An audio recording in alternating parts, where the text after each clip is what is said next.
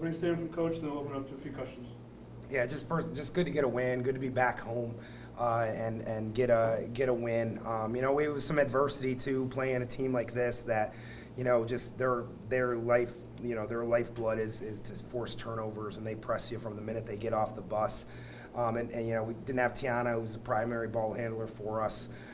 So I'm proud of the kids. It wasn't an aesthetically pleasing win. It's not going to be against the Niagara team, but I thought we did come out with just an aggressiveness of not just, hey, oh no, here comes a trap. There was a little bit of that in the fourth quarter, but I thought there was some real aggressiveness, running the floor, making an extra pass. We had 16 assists. So I thought there was a lot of positives tonight. Coach, with some of the injuries and players off the bench just making a big impact, kind of what does that say about you guys, battling that adversity and that mental toughness you guys had tonight? Yeah, it's hard when you're in the moment to look long term. This has been a tough 4-game stretch, and a lot of different people have had to play, and it sucks to lose, right? Like, it's really tough, but I do think, like, when I see the performance of Akira Dandridge tonight, Caitlin Parker, seeing some growth from Anaya Webb, I think, like, for the long run, that's really going to help us. It's getting them consistent night in and night out, play to play.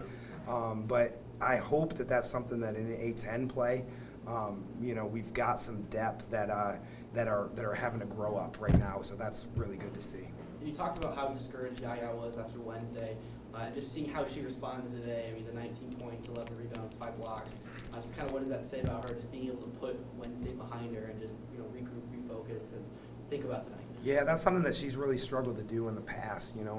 She can be streaky, and if things are going great, she's great out there. You look at the Bucknell game was a real struggle for her, and even the first half of this game. And I thought, just proud of her to dust herself off and come out, because it's just something we haven't seen out of Ya, and that shows some maturity. I thought she had some big finishes there at the end, made her free throws. Only freaking player on our team to make her free throws. But I thought that's huge for us for her to keep that maturity. And just how have you seen Nadeshka's confidence grow over these last few weeks? It seemed like those first couple games she was kind of hesitant to make a play. Now these last couple games she's really kind of taken it into her own hands to get baskets and create baskets for others. Yeah, and I have to Keika's it's a wild ride with Keika. It's, you guys can see she almost had she almost had a quadruple double, but one of them are turnovers. But she's a competitor, and it's not always. It's like I said, it's a wild ride. You can see 10 turnovers tonight, but she's aggressive, and again, I've got to just make sure that I just let Keika be Keika, and sometimes that means I'm going to rip my hair out, and she's going to do some crazy stuff. But her heart's in the right place. That was such a hard assignment for her tonight. The only really main ball handler out there. And I thought her mentality from the start was like, no, I'm going to go at you, was huge. So I'm proud of her growth. When she went down there right at the beginning of the second half, what happened there? She went hard on her elbow, right, into a trap. And so, yeah, it was some tense moments for us there. I thought Bree Webb did enough to kind of stem the tide during that time, so that was good. You switched defenses in the second quarter. It seems like you switched to a little 2-3 zone, and it seemed to help you guys out. What made you make that switch? Yeah, they were ISOing a ton, and they love to ISO at the elbow, and they had beaten us one-on-one there a couple times, and then there was 2 other times where they're kind of running weak side screening, and we're worried about the ISO, and so that guy gets free. So I thought just breaking their rhythm, their ISO rhythm a little bit would help. And when they took their main shooting kids off the floor, we tried to go into that 2-3 zone. And yeah, I thought for stretches it did definitely help. We had a bad possession late in the third quarter, I think, and we didn't go back to it, but it gave us enough tonight to help. And overall, how'd you feel you guys handled their press? I was really happy. I'm not gonna lie. I was really happy with our start. I think we had 1 turnover in the first 6 minutes. So I thought just that mentality right away was great. I think we got a little tired. We made, again, some dumb boneheaded things. I need to get something better for us to get the ball in there late. But I thought for stretches there was good. They definitely, I'm glad we had the 11-point lead because I could just feel it, that they that's what they do. They want you to get tired. But I thought overall, I thought Kira Dandridge really handled the ball well against it at times. I thought Taylor and did a good job coming up too. So, I'd give it a B, I thought, but good enough to get the win. Yeah. And you guys in the third quarter were 7 of 9 from the field, along with 6 turnovers.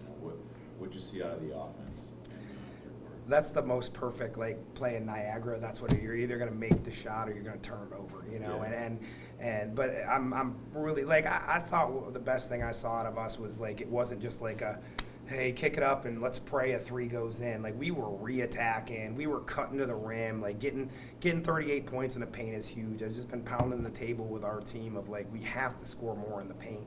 And I thought, you're going to shoot 7 and 9 when you're taking good shots at the rim. And so I was really pleased with that.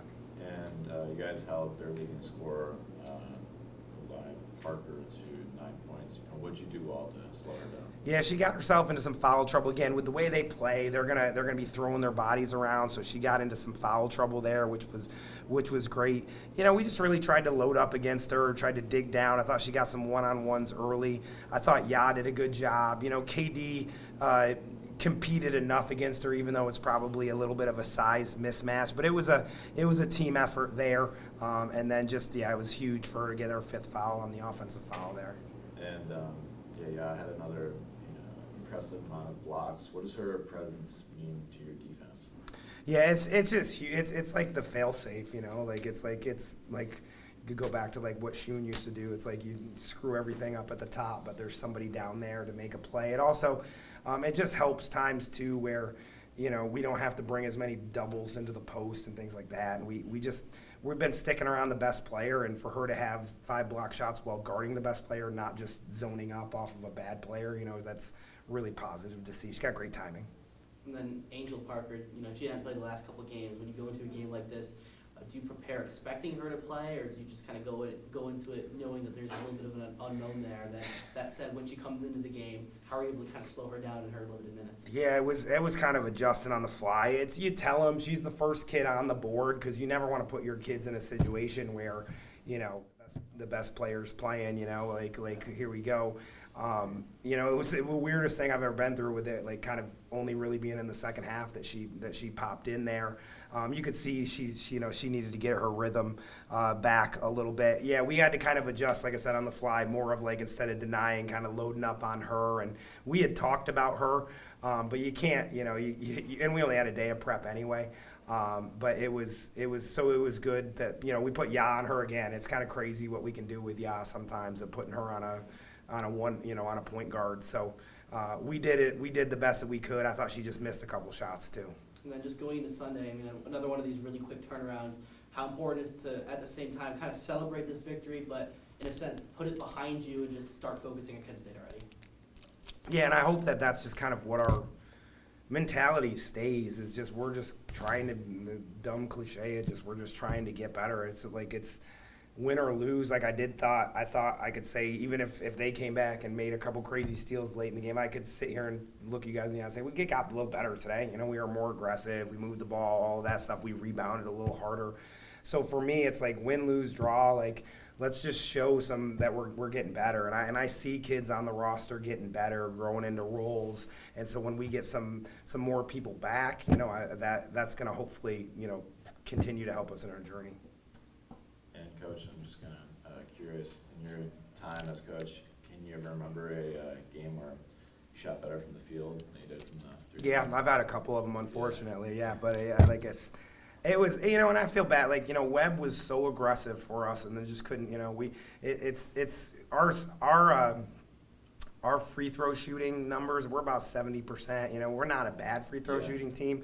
But we got to make them a little bit more when that could have got us the lead in the first half. I think when we need some free throws, we got to be able to make more of them. We tend to miss our first few, and then I guess it's better to make them as the game closes out. But we got to be a better free throw shooting team. I got to find a way. And what's the status update going forward for Tiana and Maddie?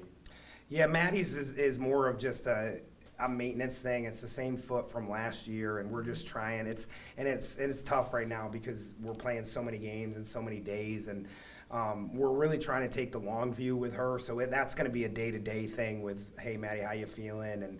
And T's gonna get some imaging tomorrow and get some more answers on her knee. So she's started to jog a little bit, but I don't know when we'll see her. We'll kind of see what the pictures say. Kind of last thing for me, you mentioned Tiana, even though she's not playing, kind of see her there on your end of the bench, kind of taking that leadership role, almost as like a player coach in a sense. What's that mean for the team? What's that mean for you just to have her leadership and kind of her guidance? Yeah, she's smarter than I am. Like she's like, she knows our offense from the 1 through the 5, through the 5. She's really, really smart and just I thought her voice was excellent today, and she grabbed a couple kids a couple times, and I'd rather her on the floor, but if I can't have her on the floor, I love her in that first seat, bringing that energy, bringing that knowledge. Good question. All right, thanks, everyone. Thanks, guys. Take care. Thank you, congrats.